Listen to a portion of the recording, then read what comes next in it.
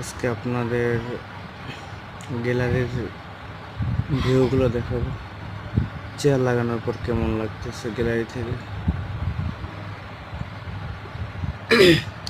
এগুলো দেখানোর জন্য হয়তো মূলত ভিডিও করা। তো আপনাদেরকে দেখানোর জন্যই আমি প্রতিদিন কষ্ট করে যাই, আপডেটগুলো দেওয়ার চেষ্টা করি।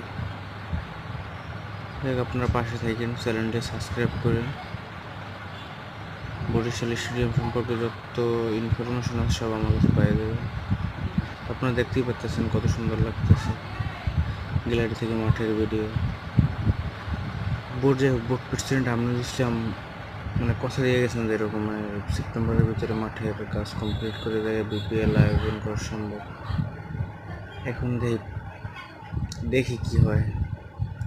আমরা আশায় আছি সারিয়ে